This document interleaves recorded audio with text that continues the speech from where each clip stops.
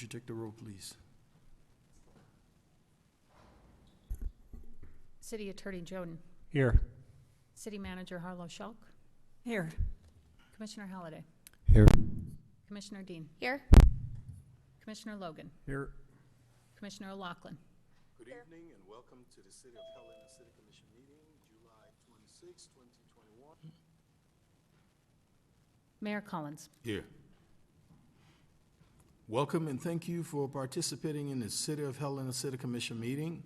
We are pleased to be able to provide this alternative meeting format in the city's effort to broaden public participation. Please be patient as we may experience technical difficulties during the meeting. We welcome your public commentary. Please read the following tips and guidelines for the app usage and your participation. Would you rise for the Pledge of Allegiance?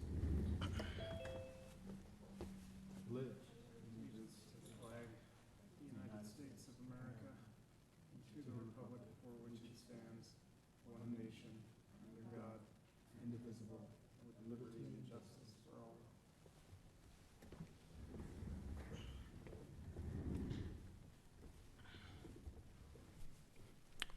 Board appointments. I'm recommending the following board appointments. Helena Public Arts Committee. Appointment of Jeannie Warden to an interim appointment on the HPAC. Term will begin upon appointment and expires on July 31st, 2022. Heritage Preservation and Tourism Board. Appointment of Katie Donath to a first term on the Heritage Preservation Tourism Board. Term will begin upon appointment and expires on June 30th, 2024. City Zoning Commission. Appointment of Nicole Anderson to an interim appointment on the City Zoning Commission. Term will begin upon appointment and expire on September 30th, 2023. Any discussion from the commission? Mr. Mayor, I do have one quick question. I know that we just put out a release on all of the other board vacancies. Does that include these ones, or do we have more? We have a few more that came in. Okay. Yeah, Mayor, Commissioners, to address Commissioner Dean's question. So these appointments would, some were post the PSA for long-term appointments. So we've tried our best to reflect that in the current PSA and what's been posted on our website. So it's been recently updated. So it should be accurate out there right now. Perfect. Thank you. Any other comments? I'll entertain a motion. Mr. Mayor, I will move the appointment of Jeannie Ward to an interim appointment on HPAC. Term will begin upon appointment and expire on December 31st, 2022. The appointment of Katie Donath to a first term on the Heritage Preservation and Tourism Board. Term will begin upon appointment and expire on June 30th, 2024. And the appointment of Nicole Anderson to an interim appointment on the City Zoning Commission. Term will begin upon appointment and expire on September 30th, 2023. Second. It's been moved and seconded. Any final discussion? Madam Clerk. Commissioner Halliday. Aye. Commissioner Dean. Aye. Commissioner Logan. Aye. Commissioner O'Loughlin. Aye. Mayor Collins. Aye. The motion carries 5-0. Consent agenda. Madam Howell-Schuck. Good evening. Thank you, Mayor. I recommend that you entertain a motion to approve claims paid on June 29th, June 30th, July 13th of 2021 in the amounts of $943,339.42 as well as $438,520.55 for a grand total of $1,381,859.97.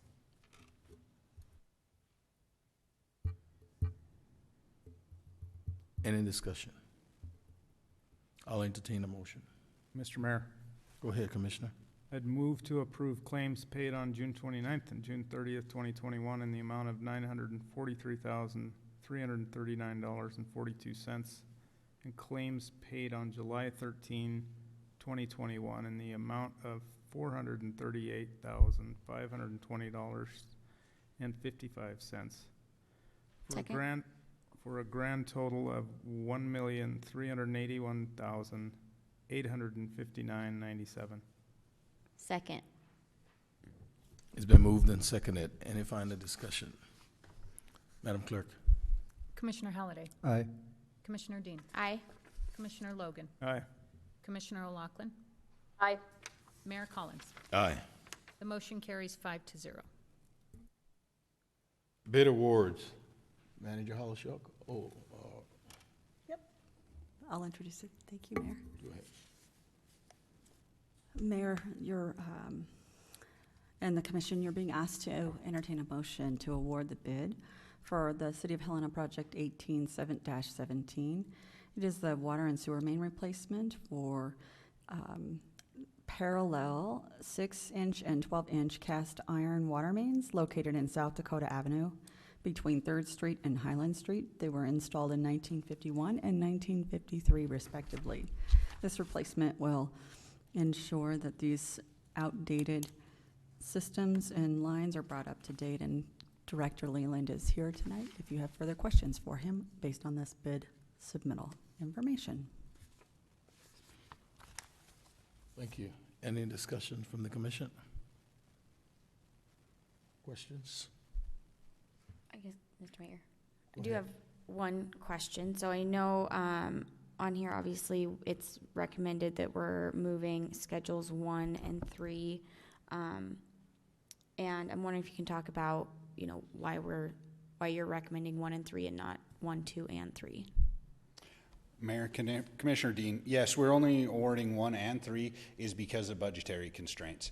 It just came in and we are seeing skyrocketing costs just because of the material that is going on, and with 2, we had a lot of streetscape that was coming in, and just with the budget, with the transportation where it is it was just very expensive to move the curb and gutter in at this time. So we still have the plans, and as we go further into budgets, maybe this will come back up to a priority list, or we can scale the project down and maybe take the curb, gutter, sidewalk and everything out of it and just do the utilities. But at this point, we're just doing 1 and 3. Great, thank you.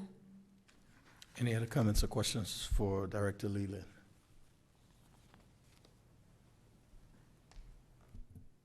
Okay, I'll entertain a motion. Mr. Mayor, I will move to award bid schedules 1 and 3 of the 2018 water sewer main replacements project number 18-17 to the lowest responsible bidder, Montana Underground Construction, Inc., in the amount of $759,830. Second. It's been moved and seconded. Any final discussion? Madam Clerk? Aye. Aye. Aye. Commissioner O'Loughlin, Aye. Mayor Collins. Aye. The motion carries 5-0.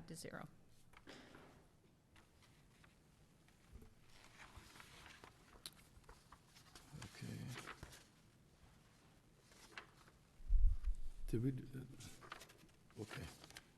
Move to award the City County Building DMV renovation project number 2-42 Diamond Construction in the amount of $241,600. Manager? Thank you, Mayor and Commission. This project is to renovate the DMV here in the City and County building. Troy Sampson, our Superintendent of Facilities, is out, and I am here to answer questions along with Scott Burke within the Facilities team.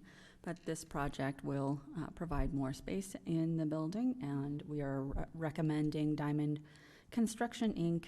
and BMY Construction, Inc. were the only 2 submitted projects. The total bid itself, we are recommending the bid award to Diamond Construction in the amount of $241,000 and $241,600. I'll do that again. And both bids came in lower than the architects had put together for their opinion, and yet Diamond Construction did submit a lower bid based price. We are, though, as Director Leland had shared, experiencing citywide high construction costs just based on materials. Do you have any questions?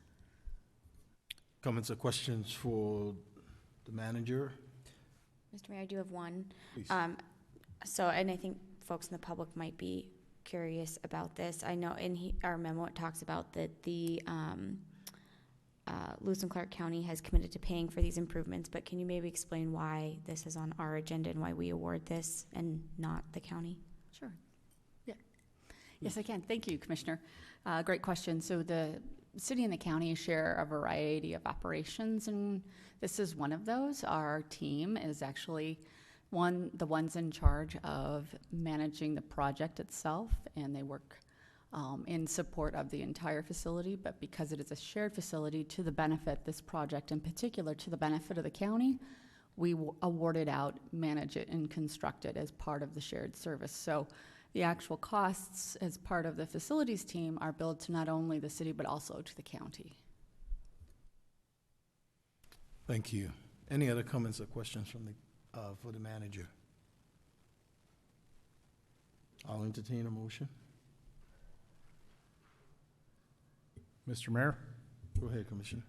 I would move to award the City County Building DMV renovation project number 21-40 to Diamond Construction in the amount of $241,600. Second? It's been moved and seconded. Any final discussion? Madam Clerk? Commissioner Halliday? Aye. Commissioner Dean? Aye. Commissioner Logan? Aye. Commissioner O'Loughlin? Aye. Mayor Collins? Aye. The motion carries 5-0. All right. Communications proposals from the commission. What saith you? You guys are quiet today. Okay. City Attorney report. Mayor Collins, Commissioners, nothing to report this evening. Report of the City Manager. Thank you, Mayor and Commissioner. Wanted to just flag a couple of things for you. The first is that this week the moratorium on evictions as a result of COVID, there was a moratorium put onto evictions. That ends this week. You'll see we've all gotten emails around the homeless that have had moved into onto Cruz Avenue, various questions in the community, the addition of evictions, and those individuals who may not have paid their rent could actually compound this issue in our community.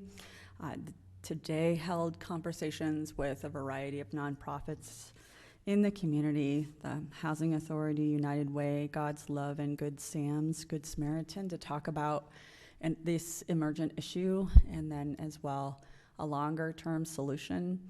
I know that there's been lots of conversations with Good Samaritans. In particular, we're having another one this coming month with the city and county on a solution they have for a temporary urgent solution, but at the end, the Helena Housing Authority and Good Samaritan are working together on a longer-term permanent solution. With housing overall, there are really three buckets. There's the urgent homeless, there's the housing stock, and then there's low, moderate income housing. So between those three are a variety of complexities.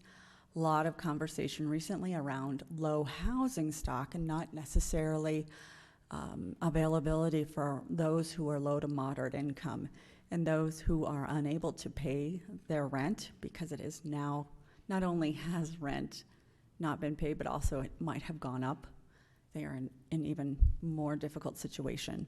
So tonight I wanted to make sure and remind anyone who is needing to pay their rent that the Department of Commerce has a program for emergency rental assistance. They must apply for the emergency assistance as soon as possible.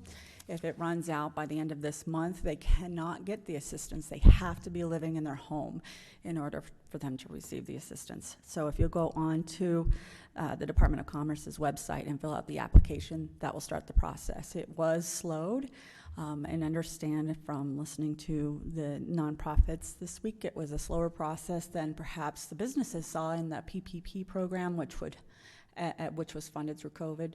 There have been improvements in this rental assistance. I also understand that it can pay for utility bills. There's also a program for utility bills, mortgage assistance, and then also even looking 3 months into the future. So it's really important that you help get the word out that if people are behind in their rent, they need to get up to speed because the eviction moratorium ends this week. I'll offer also that in the conversation today with our service providers, we talked about some of the complexities in today's situation because I don't have the history that you all might have of what homelessness has looked like in Helena. I needed to hear from these experts and then have them work together on a solution. There are a variety of other local governments that do and handle homelessness in different ways. And what we need are solutions from the community who provide the service that reflect what Helena has going on. Great ideas offered up from lots of other communities, and I'm very pleased to hear that Good Samaritan and Helena Housing Authority, the United Way, and God's Love will all be working together to come up with a solution in the next several days. And this week in particular, very concerned about the moratorium going away. But some added complexities that I heard from this group, I just wanted to make sure to share to you. There are a lot of out-of-state influx of homeless that are choosing a camping situation, but they're coming here because the services are better. So our service offer for health care as well as other homeless-related services is better than in other states. We've also heard that there's almost a doubling in the amount of homeless. There's also this interest in camping in an encampment in almost a social manner that has increased. You'll see we've talked with them just before the weekend when we had the symphony in town as well as Pride. We spoke and pushed along that the crowd, it had really gotten quite large, and we are also seeing that people are using their mobile homes and living out of their mobile homes and purchasing long-term parking passes. So you'll see the same home RVs in town, and they're using parking passes to maintain those spots.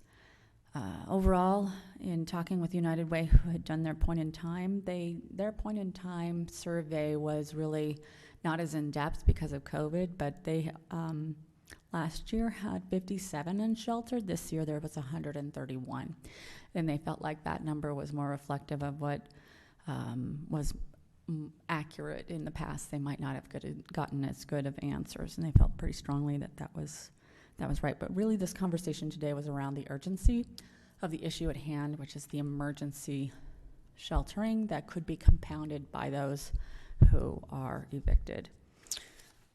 Last, there is and has been a reduction at a state level in dollars made available for case management, as well as the overall pay for case managers who have a bachelor's degree, but they're actually making less than they could be if they were at a food service industry job. And so there's lots of conversation around pay in the Helena community overall. So just a reminder to please help share out to the community the importance of filling out the Emergency Rental Assistance Program documents and information online at the Department of Commerce. If they have any questions, certainly reach out to the Department of Commerce and hop to their website. We'll have more information to you all soon on the work of those nonprofits together on a short-term and a long-term solution. Next, wanted to share to you an update on the release into the 10 Mile Creek above and at Remini. And I know that there was last time a conversation and confusion over how much and what was in the creek. On July 12th, the staff were contacted by a resident who was reporting that a mine had blown out, and that's how it was shared to me. The staff then went to our head gates to evaluate whether or not it was impacting our drinking water supply. As I shared last time, it's in our watershed. Our watershed includes our wells, and we have several wells within the city, so the watershed itself was impacted, along with the Remini area. Now, our watershed and our drinking water particularly is above where the discharge took place. Again, the watershed includes our wells, but we do not inject those into our drinking water supply currently. The EPA had shared their initial results, and our results are very different than theirs. We did receive results last week, and I think it's important to share. My background is more, has been focused on spills and spill releases and the importance of the anyone who releases into surface water bodies of the U.S., that they have an obligation to report that, especially if it's an emergency and it's unpermitted. And if you were to look at the EPA's results, the order of magnitude and concentration compared to ours, which were at the discharge point, are nearly 100 times higher for metals than what they had reported. For example, arsenic, for us, our sample was almost 3,000 times higher than the city's discharge permit would allow. So what was in the creek and what had been discharged was very different than had been shared to the community. I was fortunate that one of the citizens who lives in Remini had shared that there was a public meeting. I went to it with our Public Works Director on July 15th. At that time, the EPA shared the importance of having an infusion of dollars to improve their cleanup. And my point, I'll say it again tonight, was to the EPA. I know it's really difficult to clean up, and I get that there's a lot of money that is needed for cleaning up those mines above and at Remini, but they have an obligation to let the city know when there's an emergency. By law, that comes as a result of the Emergency Planning and Community Right to Know Act. That act is actually one that helped inform the state constitution of Montana. It is very important, and it is the place from which we all communicate that need for transparency. So I'll share to you, if anyone is interested in the data, that Director Leland can make that available, and I'll be sharing it back up to the citizens who reached out to us. I'm very thankful.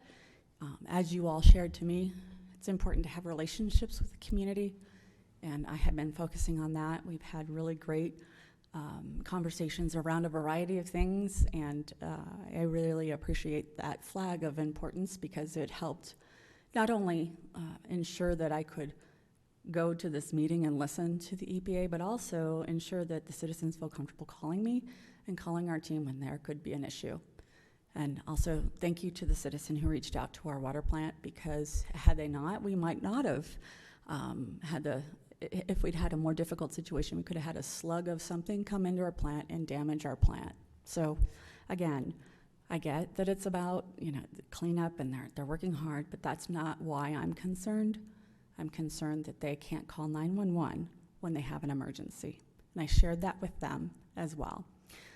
I know that Director Leland and the staff at DEQ, at Department of Environmental Quality, were concerned as well, and I appreciate the work of the team in trying to understand what's happening and support the community. So just wanted to make sure and share that update to you, and we'll continue to work with the EPA to get the best information we can for the community. Thank you. That's my update. Thank you, Madam Manager. Any questions for the manager?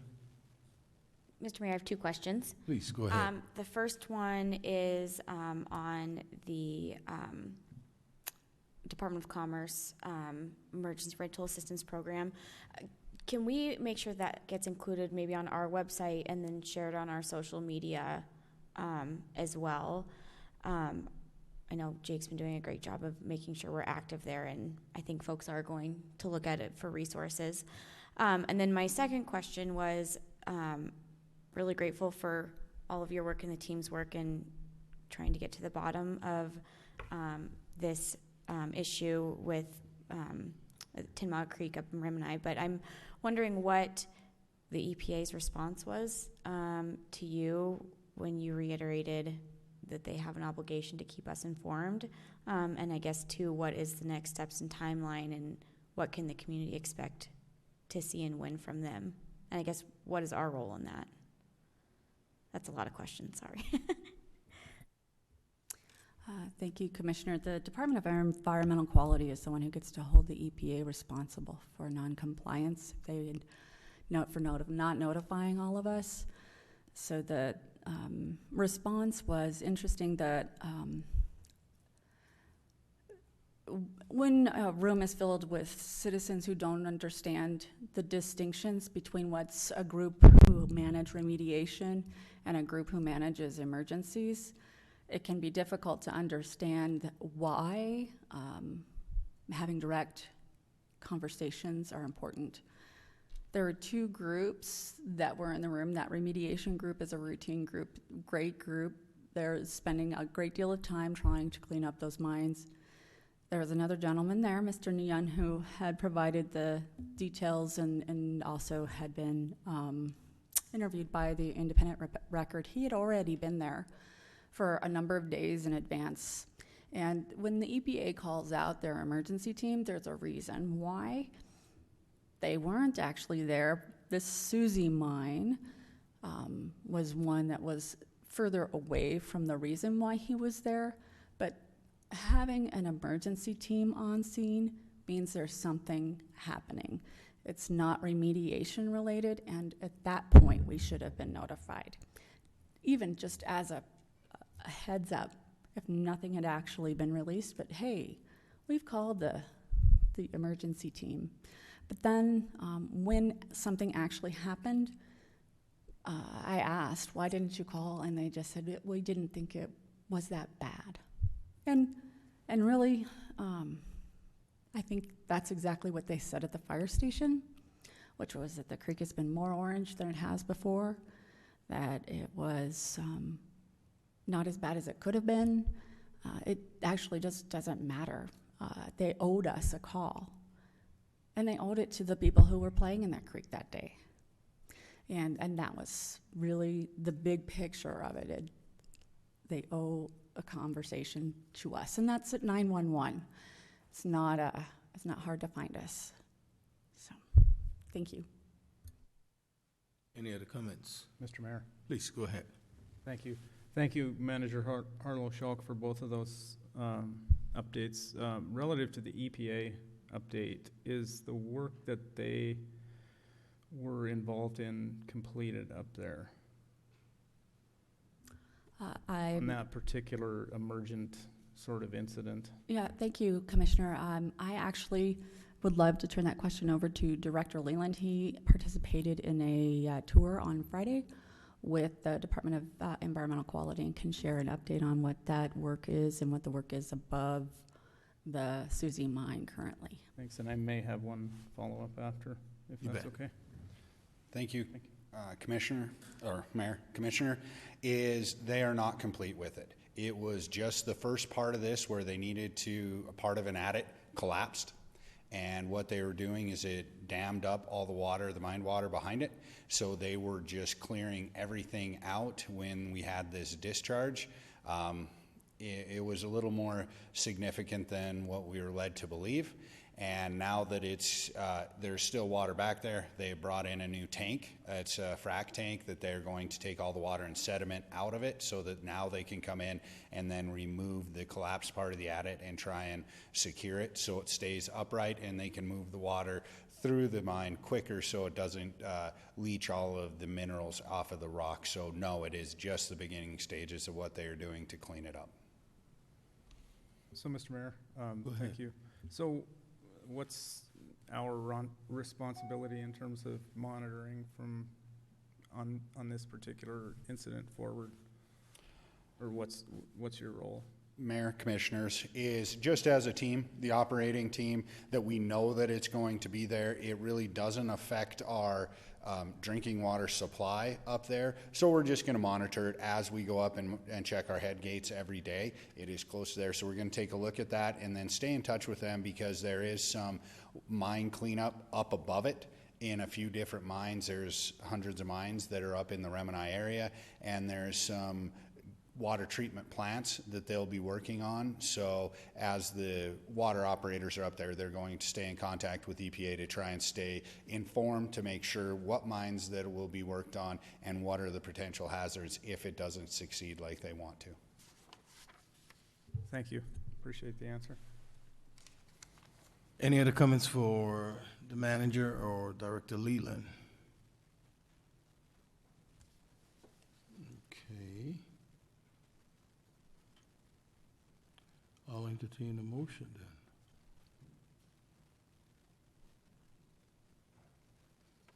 Isn't that the bid? Oh, geez, update, holy crap. Okay. Communications from Helena Citizens Council, Representative Dylan Clapmeyer. Madam Clerk.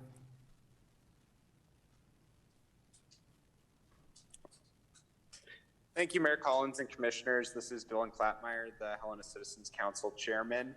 Our monthly meeting for July is this coming Wednesday at 7 o'clock. It will be through Zoom. And so the Zoom link is on the city's website if the commissioners or members of the public would like to join us. We're excited to have Public Works Director Ryan Leland and Water Production Superintendent Ben Rigby come give us an update on the water situation. We've been sharing updates from the city through our communication networks with the Helena Citizens Council to let the public know that we are in stage 2 fire restrictions. In addition to that, we'll be introducing new members from districts 5 and 6, and we will be considering a recommendation on the topic of composting. So after we take action on that composting recommendation, we will be sure and share it with you. And I think that's all I have, Mayor and Commissioners. Thank you, Mr. Clapmeyer. Any comments or questions for Mr. Clapmeyer? Thanks. Regular items.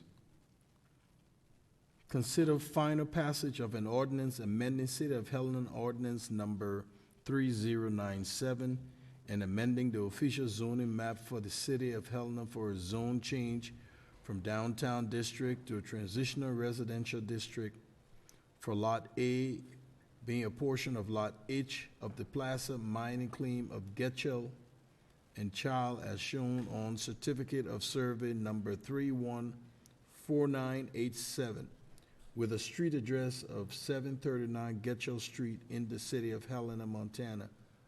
Manager Hollishock. Thank you, Mayor and Commission. Planner 2, Ellie Ray, is here to provide a presentation to you all on this application, and certainly feel free to ask her questions when she's done. So I'll turn it over to Ms. Ray. You have the floor. Thank you, Mr. Mayor. This is an abbreviated version of a previously given presentation. Let me see. One thing. Sorry, do I need to do anything with respect to the live transcription, closed captioning message that I'm seeing? Okay. All right, thank you. All right. So, Mayor and Commissioners, before you tonight is consideration for final passage of an ordinance amending City of Helena Ordinance Number 3097 and amending the official zoning map for the city for zone change from downtown district to transitional residential district for Lot A being a portion of Lot H to the placer mining claim of Getchell and Child, as shown on Certificate of Survey number 3114987 with a street address of 739 Getchell Street in the City of Helena, Montana. So this is just a quick overview of the proposal. This is the vicinity map for the property, so you can see it is highlighted in blue, and it is generally located east of Getchell. It's north of Neal, south of Stewart. And as far as properties that surround it are concerned, you have city properties to the west. You've got the K. McKenna Park, the tennis courts, the Civic Center. To the south, some commercial properties. To the east, the Federal Reserve Bank and its parking lot. and to the north, Great Northern Town Center. To the northwest, there is an R3 residential district. And the purpose of this proposal really is to allow the property owner to create slightly lower density, i.e. lower height limitations, but still have mixed use, which meets with the intent of both the current downtown and the proposed transitional residential districts. So they would have commercial offices on site similar to what they have now, but a new structure, as well as they're anticipating 5 condominiums. This project would conform with the growth policy and the state statutory criteria that are evaluated for this type of project. And one of the key things I think to note is that this will net us 5 more dwelling units, as was mentioned earlier by City Manager Harlow Schock. Housing is at a premium in this community, and finding housing for individuals, it's been proving very difficult. So this would help alleviate some of those issues that have been exacerbated during the pandemic, especially, and as well as meeting with all of the intent of the growth policy, and this being a mixed-use area. So this proposal went to a public hearing in May with the City Zoning Commission, and it was brought to you on June 21st, where you as a commission unanimously voted 5-0 to approve the zone change, affirming that the proposal is consistent with the growth policy as well as with Montana zoning criteria. So again, the recommendation that would be before you is to move to approve final passage of an ordinance amending City of Helena Ordinance Number 3097 and amending the official zoning map for the City of Helena for a zone change from downtown district to transitional residential district, for Lot A being portion of Lot H of the placer mining claim of Getchell and Child as shown on COS number 3114987 with a street address of 739 Getchell Street in the City of Helena, Montana. And with that, I'm happy to take any questions you may have. The applicant herself, unfortunately, is unavailable to join us, so her husband, Peter, is here in her stead if you have questions of them. Thank you, Ms. Ray. Comments or questions from the commission? Mr. Mayor, I do just have one. Please go ahead. I'm wondering, do we know if this is approved tonight, what the timeline is on when they'll start redeveloping this property? Mayor and Commissioners, I would have to defer to the applicant on that question. Is the applicant available? What's her name? Peter Butler.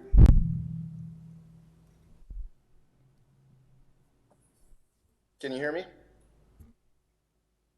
Yes, Hello? we can. Yes, we can. Peter Butler, property owner there.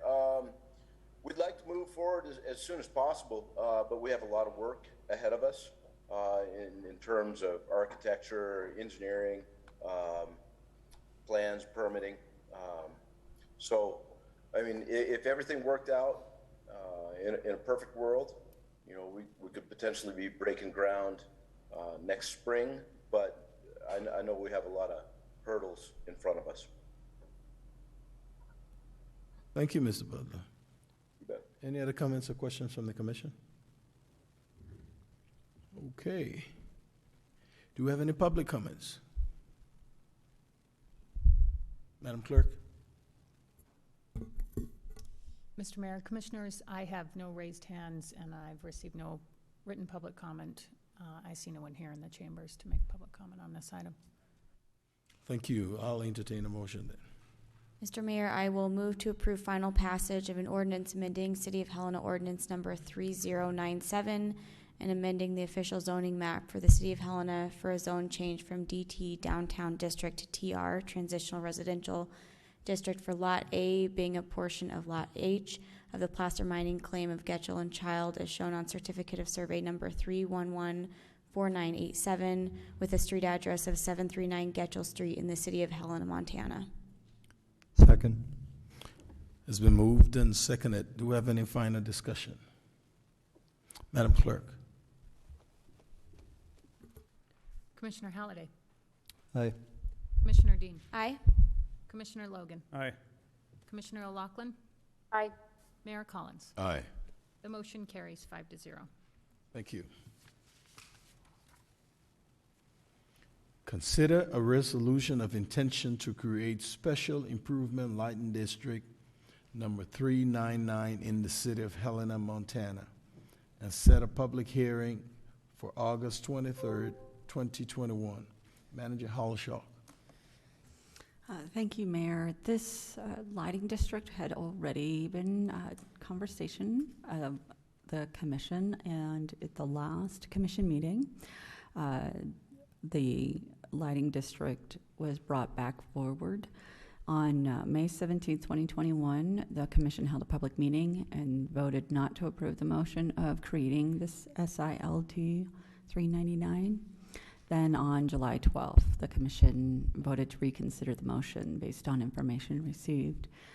This district covers a portion of the Sandpiper Loop in the Skelton Addition, Phase 2, Sequence 1, 2, and 3, and it is a request by Northwest Energy pursuant to Section 7-12-4301 of MCA to create a special improvement lighting district for existing streetlights adjacent to 105 properties north of Roadrunner Street, both sides of Curfew Street, Black Hawk Street, Blue Heron Street, and the north and eastern parts of Sandpiper Loop.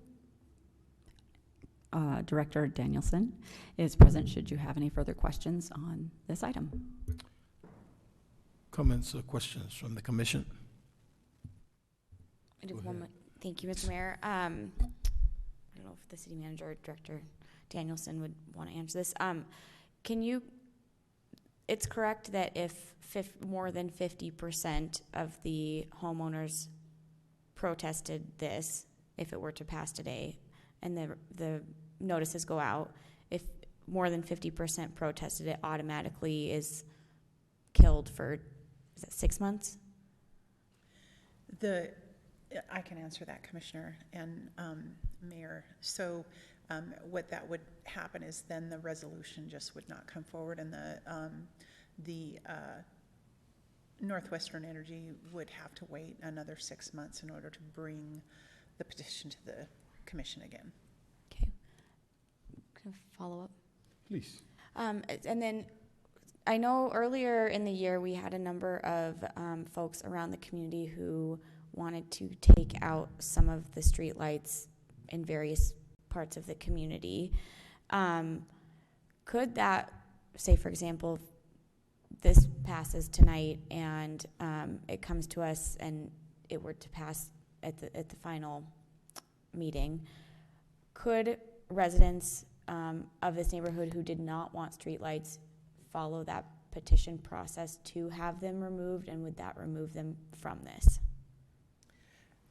So, Mayor and Commissioners, it's my understanding that yes, if there's a majority of the homeowners that would like a particular streetlight or a section of streetlights removed, they can file a petition with the city, and then we go through the motions of bringing it to the commission for consideration, protest period, and then come back. Although I don't know that we need a protest period if it reduces the cost, but I'll have to check in regards to that. I have a similar petition in my office now that's being considered to remove a particular alley light that is shining, and so into the backyard, and somewhat of a nuisance according to the homeowners. And so I will be bringing that as a petition to remove the lights, and so the majority of the homeowners asked to have that particular light removed. So yes, it is a possibility to remove the lights. Okay, and I guess, Mr. Mayor, I would just ask, if this does end up passing tonight and we have it goes out for the 15-day period, if we could include in that meeting a presentation of what that process looks like for homeowners to follow, would that be possible? I can submit like a separate process aside from the actual bringing forth the resolution. I'm happy to do that. That'd be awesome. Great. Thank you. Jordan? Yeah, Mayor Collins, Commissioner Dean, I wanted to clarify. The petition to remove the light just removes the light. It doesn't remove the property from the district. So the property owner would still be paying an assessment if this district were created.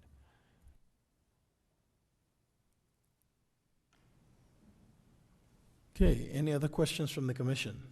Please go ahead. Thank you. So, assuming this resolution passes, the public comment period is from now till August 20, how long is the public comment period?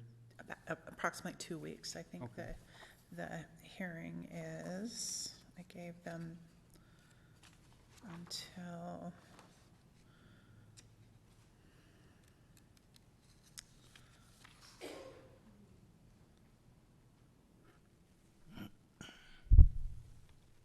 I apologize. It's in August, so it's plenty of time. It's a 15-day period from the date of the first public notice, which is tomorrow, and then they'll have 15 days to appeal that or write their protest or their comments, and then I'll formulate that and we'll put it into the packet for the actual resolution to be considered by the commission on the 23rd of August. Okay. Thank you.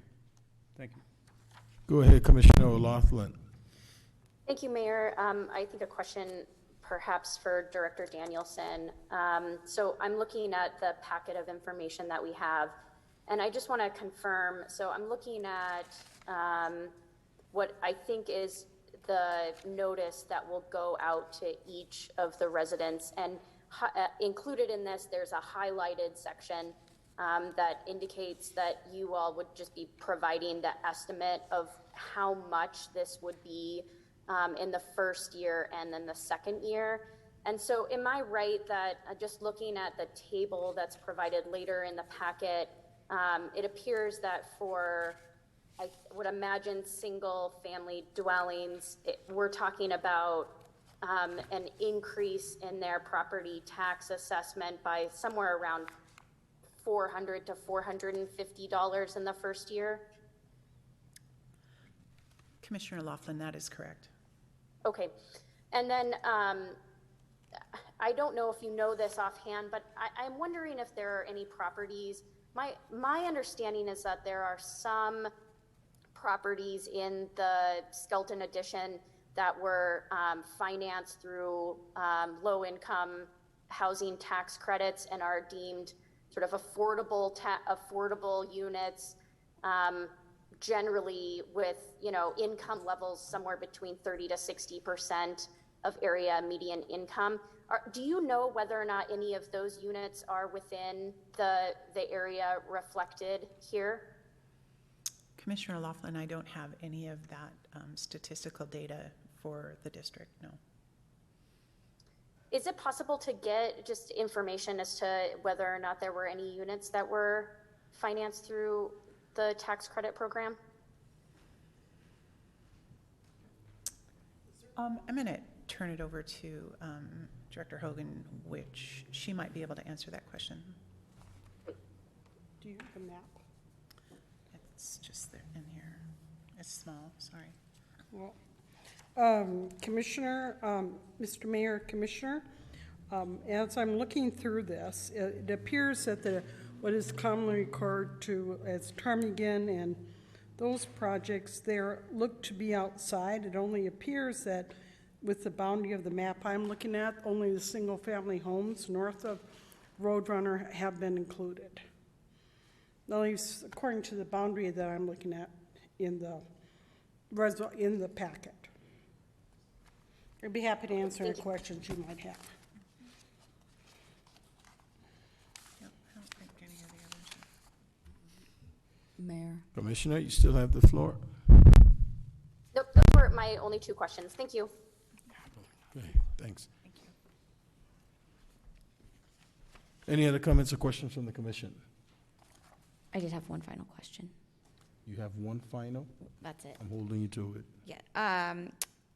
So since this is within ordinance, these rates are in the second year will be consistent with what the average Helena homeowner pays for streetlights. Is that correct? Yes, it does vary by district and how many lights there are and how many properties are within the district. I've seen some of the costs vary with some of these most recent petitions, but they're relatively consistent. The city reviews the annual cost. So if the resolution is passed for a light district, then the city assumes the costs of the billing. Northwestern Energy then bills the city, and then we calculate what the costs are of the lights, and then we calculate what the rate's gonna be, and then that comes forward with the annual assessment rates. And so, looking at the most recent resolution that we passed at the end of June, they're fairly consistent. Some are a little bit higher, some are lower, just depending upon the number of properties that are sharing the costs of the lights. Thank you. Mr. Mayor, I apologize, one more question. So if we do not pass this resolution, what happens with the existing lighting? Northwestern Energy did come and have comment before the commission and did indicate that they could potentially take the lights out of the district. Currently, Northwestern Energy is paying for the cost of the lights. That's inconsistent with how the lighting districts are managed in the city. The city will, will either be petitioned by, typically will be petitioned by a developer, and then the lighting district created, and then the city assumes the costs of the lights, and then the city then passes those lights off back to the residents or citizens that are in the boundaries of the district. Northwestern Energy has indicated that they could potentially take the lights out of the district if we don't move forward with the resolution of intention, and then later the resolution to pass the lighting district. Thank you, Ms. Danielson. Appreciate it. Yeah, Mr. Mayor, just as a clarification, I mean, I'll just point out, I looked at my tax bill pretty quickly. I pay $34 a year for my lighting district on my property. So it's all dependent on the cost Northwestern is telling us they want, not on, right, like, I have no idea why it's $53 a year. I think Mr. Leland's told me before, that's just a historic anachronism, that districts get charged that. So it's pretty arbitrary with regard to the charge on lighting districts. Thank you, Commissioner. Any other comments? I'm wondering, I know that, Mr. Mayor, I think I saw that Howard was on here from Northwestern. I'll be calling. Okay. And I'm clearing the commission first. Any other comments from the commission? Okay, do we have any public comments? Madam Clerk.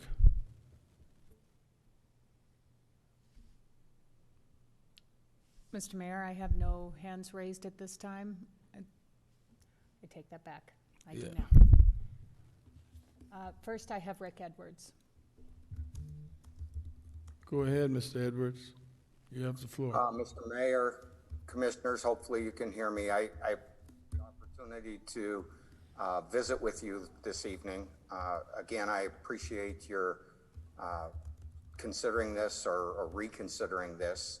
We strongly encourage the passage of this resolution. We believe it's a good thing for a number of reasons. From a safety perspective, from a security perspective, convenience perspective, aesthetics, all those sorts of things. Just a little bit of background. These lights have been out there since the early 2000s, about 2004.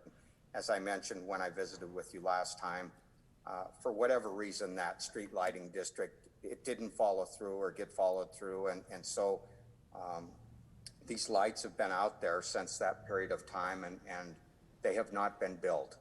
And so when we talk about this area, there's 105 property owners, there's 50 lights, they're all acorn type lights. When we went through the process the last time and actually received comment, as I mentioned, there were 7 letters of protest. 5 of those were actual protests. The other 2 were just folks that said, we understand and appreciate the consideration for this. We strongly believe that this is the right answer, and that your constituents believe this is the right answer, and we would encourage you to reconsider this and pass this resolution this evening. If you have any other questions, I'm happy to answer it. But again, most importantly, thank you for this reconsideration. Thank you, Mr. Edwards. Do we have any other comments, public comments? Mr. Mayor, Commissioners, I have no other hands raised from the public. I've received no written public comment. There's no one in chambers to make public comment. It does appear that Commissioner O'Loughlin does have her hand raised, Mr. Mayor. Go ahead, Commissioner Laughlin. Thank you, Mayor. So perhaps maybe a question for Mr. Edwards. I have two questions. So maybe I'll just start with the first. What is the average annual assessment for a residence in Montana for a lighting district? Commissioner, I would refer that to Mr. Howard Shervum, who is also on the line. He may know that answer. Otherwise, I'm not aware of it right now, but I could get that answer for you. Thank you, Mr. Edward. Howard, are you on?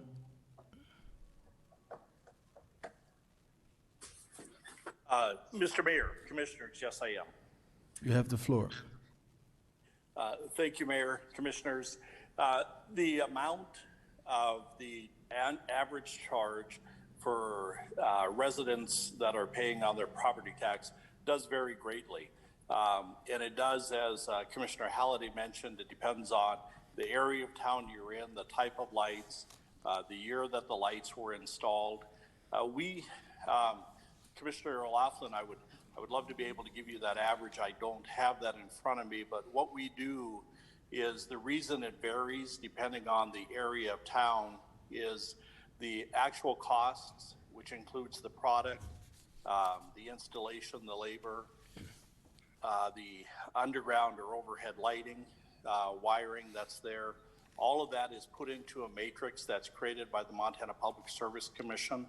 And so it's a very consistent process that happens across the state based on the matrix of costs that the Montana Public Service Commission has.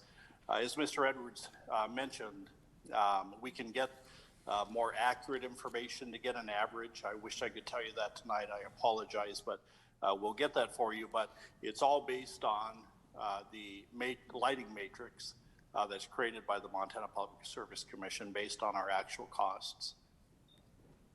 Okay, thank you, Mayor Howard. That's very helpful. I guess maybe just one quick follow-up on that question.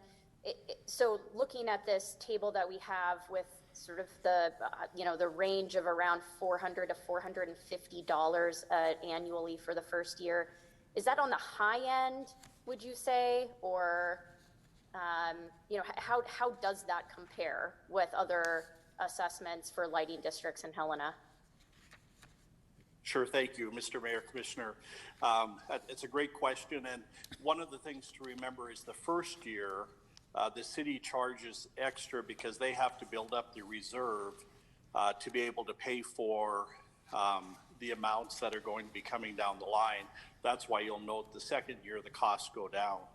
And the costs that go down to in the second year, in my opinion, based on the lighting districts that we've seen, that I'm aware of, that would be in the average range. There are some, of course, less, some higher, but these, again, as Mr. Edwards said, were put in the early 2000s, and the 200 and some per year after the first year, after that reserve is built up, that I do believe is in the average range. Thank you, Howard. So that just maybe, now I have another question. What exactly is the reserve? So given that these were installed in 2001, could you explain what's the reserve for? Sure, Mr. Mayor, Commissioner, I may defer to Ms. Danielson on this because she understands the way the taxing works better than I would. But my understanding, and Ms. Danielson, please correct me if I'm wrong, is that the city will start paying for lighting before a whole year's worth of taxes are charged on property taxes to residents. I believe that's correct. Commissioner O'Loughlin, that is correct. The city has to take on the cost of the lighting and start paying for the lighting prior to an entire year's assessment on the lights, and that's what establishes the cash flow reserve. to pay the bills. Commissioner? Yeah, I'm not sure I totally understand, so maybe if this moves forward, we could have a further conversation. So we're charging what appears to be a pretty significant, almost, I guess not double, but it's, for some residents, it is double in the first year, and that's to cover our costs for the first year? Commissioner Laughlin, we're required to, as soon as the resolution is passed, the city assumes the cost of the lights. And so, for example, if this resolution is brought before the commission in August and it's approved, I then notify Northwestern Energy that the resolution is passed and that we will assume the costs of the light. Then the city then has to start paying for the lights well before we even get our first round of assessments that are being paid to the city, not likely until April. And that's only, typically half of what a resident owes for the entire year. So it helps us build a cash flow reserve because of the delay in collecting the assessments. Okay, that's very helpful. Thank you. And then I just have one final question for Northwestern. So I don't know if this is for Mr. Edwards or for Howard, but if the commission does not move forward with this resolution, what will Northwestern do?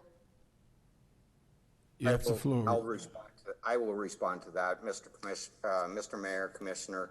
A couple things. First of all, I want to circle back to a previous question and clarify that while these lights have been there since the early 2000s and have not been paid for, we are not proposing to go back and try and recover any of those costs.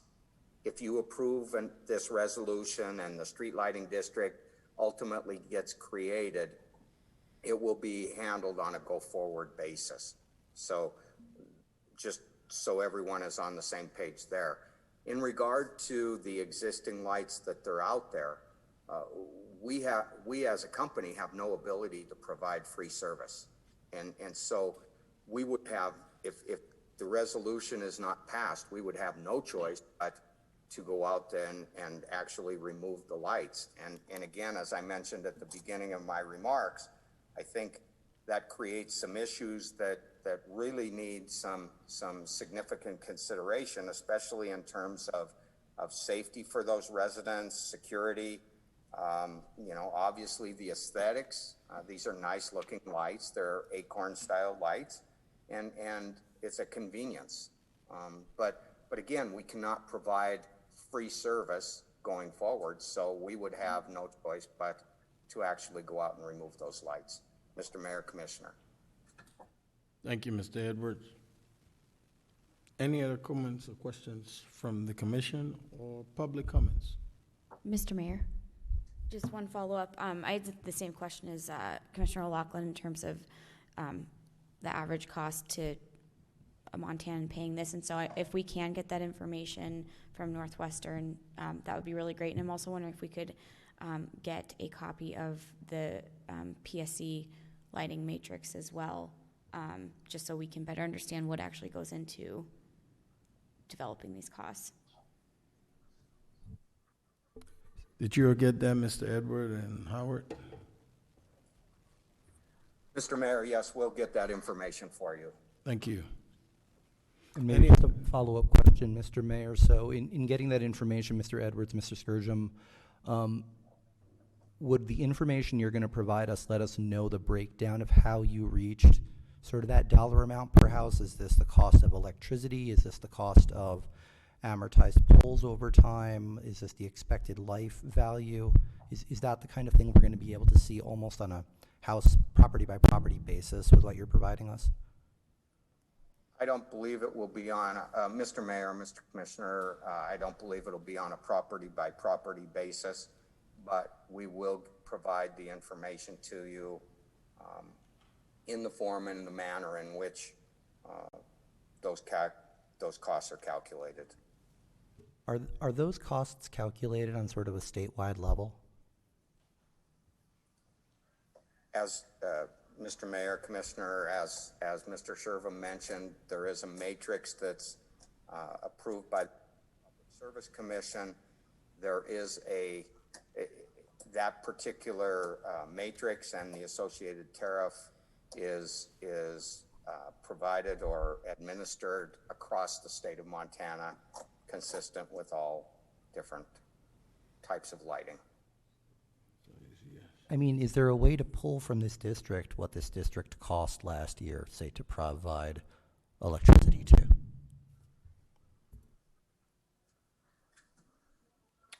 I suspect there would be, Mr. Mayor, Commissioner.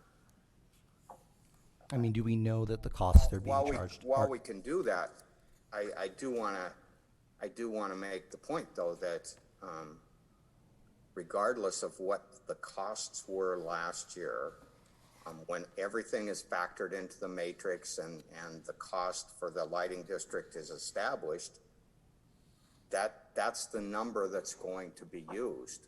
And so while we've provided this service essentially free of charge for 17 years,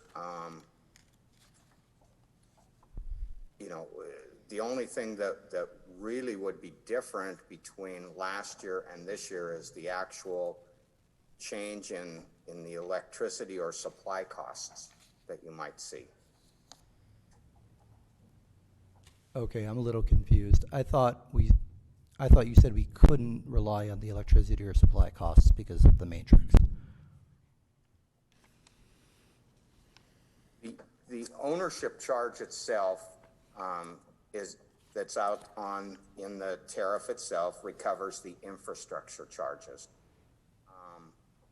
Again, what I'd like to do, Mr. Mayor and Commissioner, we do have Sarah Norcott on the line as well with us, and I think she can probably more clearly address the Commissioner's questions, if I could defer to her. Yes, please, go ahead, Ms. Norcott. Thank you, Mr. Mayor, Commissioner Sarah Norcott, representing Northwestern Energy. Just to elaborate on what Mr. Edwards was saying, the ownership matrix that the Montana Public Service Commission approves in a Northwestern electric general rate filing is to only recover the cost of the infrastructure itself. So the light, the lens, the pole, the underground wiring. So that matrix that was referenced earlier is only to recover those ownership costs. Those ownership matrix does change or do change with rate reviews based on current costs of the utility. But the other charges that the district would see are the cost of the electricity itself, which changes either annually or with Northwestern's electricity supply filing that is made with the Montana Public Service Commission, or the property tax filing that's made with the Montana Public Service Commission. Additionally, there is an ownership and maintenance charge within the tariff that's approved by the commission that the district would see. And all of those charges are reflected in the tariff that we could provide the commission, and you could then calculate based on the number of lights what this district would have paid, recognizing that maybe the cost would be slightly different for electricity just because that does change more regularly than the other costs. Thank you, Ms. Norcott. And so then just to be clear, the cost that's being placed on these properties is charging them some amount for the installation of the lights 20 years ago. Mr. Mayor, Commissioner Sarah Norcott again. Yes, I mean, that's the purpose of the ownership charge, is to recover the cost of the infrastructure. It's, we're not going back and trying to collect the cost of electricity that Northwestern has put out on maintenance of these lights. But, we are trying to recover the cost of our installation. Mr. Sherburne would have to speak to whether or not how those costs were derived. But the point of the ownership charge is to recover the infrastructure costs. And I guess a follow-up probably for Howard. I think in our memo it indicated that these lights are probably in the process of getting swapped out. And I know Northwestern either has a capital outlay out there or got money, I'm sure, from some federal grants in the process.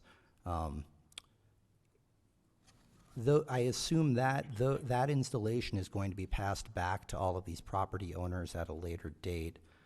So are these owners being charged for the old installation, 2 decades ago, and then are going to be imposed with a new charge when Northwestern installs the new lights as well? Howard, you have the floor. Mr. Mayor, Commissioner, thank you. The charge that we have provided to the city is based on the initial capital outlay that was taken place back in the early 2000s when those were put in. So you are correct in the fact that the charge is for the existing structures as they sit right now.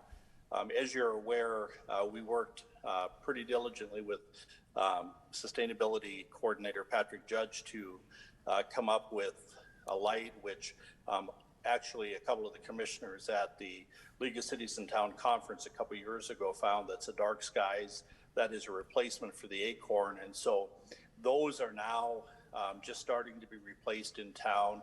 And if this district is approved, then those lights will also be put into the mix to have the dark skies LED fixtures installed on those. As far as the cost for those, I apologize for this, but I would then defer back to Ms. Norcott.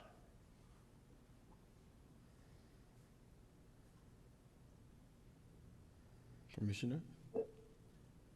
Yeah, I mean, I'm just trying to figure out if we're charging them for an installation now and we're charging them for another installation sort of immediately thereafter. That's all I'm trying to get at. Mr. Mayor, Commissioner, we are not charging them twice for installations. What will happen, first of all, you referred to our LED replacement project that is going on as we speak. We're in the process of changing out a significant number of lights across the state of Montana. To one of the comments made earlier, we did not receive any federal grants, to my knowledge, to help with that project. What will happen, as Mr. Shervin was mentioning, is that at some point those lights in this district, if approved, would be changed out to LEDs, and the customers would not see any type of increasing charges until a formal rate case would be filed down the road. And at that time, what they do is they look at all of the different components related to a rate case, not just lighting, not just an SILD or anything like that. They bring all the costs together and do a series of processes called allocated cost of service, where they allocate those costs out to the particular classes of customers. What will end up happening down the road is really at this point an unknown, and it would depend on all the pieces and parts that are within that filing, not just the fact that these lights have been increased or have been changed out. Maybe just one or two more, Mr. Mayor. So if these lights have been there, essentially Northwestern's been carrying the cost of them, as you said, for a couple decades. Are those costs, electricity, amortization of the capital, maintenance, all the other fun stuff that goes into this tariff schedule, have those just been getting aggregated and placed into sort of the statewide number? Or to put it simply, when I pay my $34 a year, am I paying for a portion of this district since it wasn't getting allocated to those individuals? Are you guys just taking the amount that this district costs, putting it into a number, dividing by the remaining properties, and am I actually paying for it over the last 2 decades? Mr. Mayor, Commissioner, I'd like Sarah Norcott to respond to that. Thank you, Mr. Mayor, Commissioner Sarah Norcott. The short answer is no. All customers, to my knowledge, would not have been paying for these costs. I don't believe, as I understand it, Northwestern was not aware that this lighting district even existed until we started our street lighting LED project. And we did an inventory, we discovered the lights, and we've been working with the city for the last, I think, year and a half, almost 2 years, to get this resolution before you so that these lights could be paid. Because we didn't know about them, those costs were not in customer rates, to my knowledge, and those costs would only be in customer rates if there was through a rate review. And the last one we had before the Montana Public Service Commission was in 2018, 2019 with the 2017 test year, which would have been before we knew about these lights. Thank you, Ms. Norcourt. Commissioners, any final comments from the public?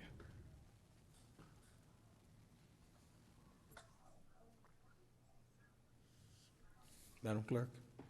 Mr. Mayor, Commissioners, I have no hands raised at this time. I have no written public comment, and no one in chambers appears to be here to make public comment on this item. Okay, so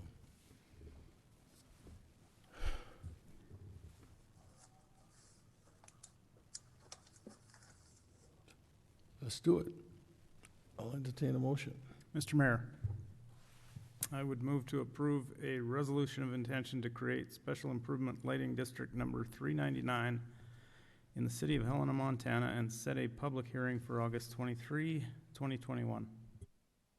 Second. It's been moved and seconded. Any final discussion?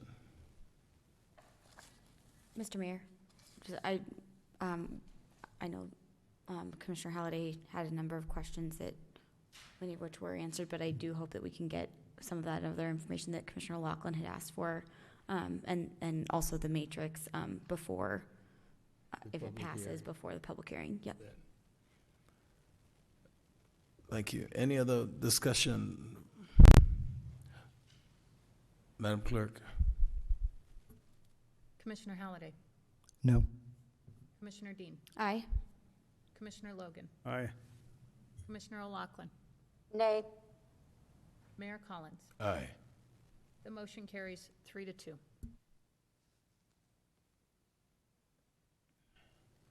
Public hearings. Consider a resolution granting conditional use permit to allow a 3-dwelling unit in the residential R3 T number 12 zoning district in the city of Helena, Montana. Manager Hollishock. Thank you, Mayor and Commission. You'll see that Planner Ellie Ray is prepared to provide another presentation on this resolution, again granting the conditional use permit. And if you have any questions after this presentation, Ms. Ray is here, as am I. Thank you. Thank you, Mayor and Commissioners and City Manager Harlow-Schuck. Tonight, you're being asked to, as was mentioned, consider a resolution granting a conditional use permit to allow a 3-dwelling unit in the residential R3 T number 12 zoning district in the city of Helena, Montana. The property in question is shown on this map in blue. It is 1240 Cannon Street. It is north of Cannon, east of Alliswood Street. And for reference, the applicant is seeking to get the conditional use permit so that they can create a 3-unit residential condominium structure on the property. This would be on the north end of his lot. It would be roughly 6,000 gross floor area, feet in total, about 2,000 square feet for the actual ground level of the property, of the structure. And he would propose to retain his existing single-family dwelling unit that he resides in. Per the requirements of this particular R3 T number 12 district, CUPs are required for any use that would otherwise be permitted by right in the R3 district other than single-family residential uses. And that is why this application is before you. The reason that is if you look at the district intent statement for the R3 T number 12, the purpose of it is to create a buffer between the existing residential uses and the commercial uses that are to the north of it. This district exclusively covers the stretch that extends from Mountain View in the west to Apologies, I'm getting muddled in my head. I have it written down. Sorry, Mountain View in the west over to Harrison in the east, and it runs south of the alley that separates the commercial uses that face Euclid from Cannon Street. And in our code, we define multiple dwelling units residence as a building containing 3 or more dwelling units for occupancy by 3 or more groups living separately from each other, including condominiums. So here are some vicinity photos for the properties that surround 1240 Cannon Street. So you can see here to the north, you have some views of looking along Allison Street and then just looking north from Cannon Street past the alley to the slightly newer Burger King that is currently on Euclid. And to the south is C.R. Anderson Middle School. And to the west is the ball fields for the school and the track fields. And these are some views from the east. So you can see on the bottom left-hand side, just a view along Cannon Street. And on the other photos on the right-hand side of the screen, you can see views generally along the alley. Where you see that 2-car garage, that is part of the existing property that is going to be sold and relocated elsewhere in the community. And that space will generally be where the new condominiums would be built.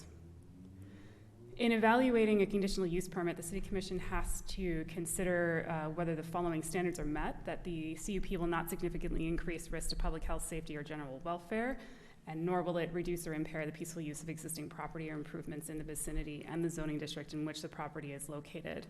There are also 12 additional factors that have to be considered when looking at the CUP, as are listed on the screen. And in evaluating all those factors, I just want to run through an evaluation of some of those criteria. The overall character of the area, as you could see in those vicinity photos, is generally a blend of residential and commercial and educational uses. I will say with respect to residential, for this R3 T12 strip, that you have a blend of single-family homes that are owner-occupied, some are rentals, there are duplexes, there are some multifamily dwelling units that are also in the area. So there is a range as it stands. The area is designated as a mixed-use area for the whole entirety of that strip in the growth policy, and that is listed as a place where people can work, live, play, and learn, where there are complementary uses and denser development patterns, which aligns with what is proposed by the applicant. All buildings and uses within the city have to comply with our code requirements, be they building, fire, or zoning codes, and as shown in the application that was provided in the meeting packet for you tonight, this proposal will meet with the district dimensional standards for the R3 district that are in Title 11, Chapter 4. This property currently is and will continue to be served by the Helena PD and the fire department.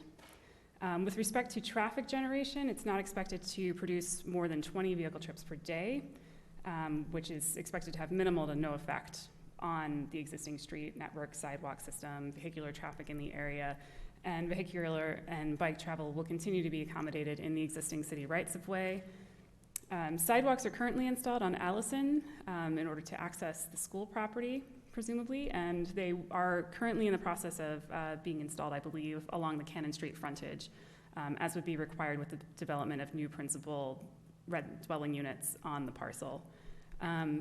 Off-street parking for the new condominiums would actually be provided via access off of the alley. The proposal shows tuck-under garages as well as 20-foot-long driveways, so there are 2 spaces per unit. With respect to climate change and carbon emissions, given that this is a denser infill development as proposed within a mixed-use area, the expectation is that it would be lesser than in other areas in the community because there are ample bike ped amenities and other uses in the area that the residents might avail themselves of.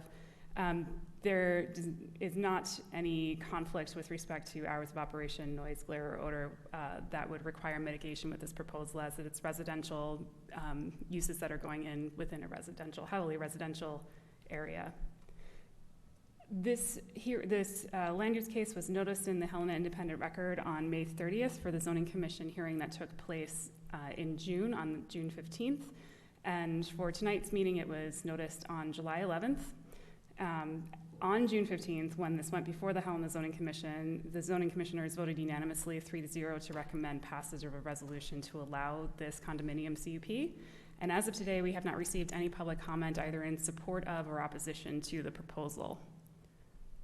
In conclusion, the proposed use will not adversely impact the public health, safety, or general welfare, nor will it adversely impact or impair the peaceful use of the existing property improvements in the vicinity and zoning district in which the property is located. The recommendation before you tonight is to move to approve a resolution granting a conditional use permit to allow a 3-dwelling unit in the residential R3T number 12 zoning district in the city of Helena, Montana. And with that, I'm happy to take any questions you have. The applicant, Eric Gorman, I believe, is also available to answer questions if you have any of him. Thank you, Ms. Ray. Comments or questions from the commission? Question, Mr. Mayor. Please. Ms. Ray, in here, and then in your slides, it talks about that we do notice send letters to the adjacent property owners. Is it just those who are directly next to the property or any others in the neighborhood? Mayor and Commissioners, it is not just the neighbors who are immediately adjacent, it's all those within 150 feet of the proposed property. There, I believe, are fewer than 15 that went out, in large part because a lot of the property is owned by the school district. Great, thank you. Any other comments from the commission? Do we have any public comments? Madam Clerk. Mr. Mayor, Commissioners, I have no hands raised online, no written public comment, and no one in chambers here to make comment on this item. Thank you. I'll entertain a motion. Mr. Mayor, I will move to approve a resolution granting a conditional use permit to allow a 3-dwelling unit in the residential R3T number 12 zoning district in the city of Helena, Montana. Second. It's been moved and seconded. Do we have any final discussion? Madam Clerk. Commissioner Halliday. Aye. Commissioner Dean. Aye. Commissioner Logan. Aye. Commissioner O'Loughlin. Aye. Mayor Collins. Aye. The motion carries 5-0. Thank you. Is there anyone from the public wishes to address the commission? Madam Clerk. Mr. Mayor, Commissioners, I have no written public comment and no hands raised online. It appears no one in chambers tonight for general public comment. Any final comments from the commission? Without further ado, this meeting is adjourned.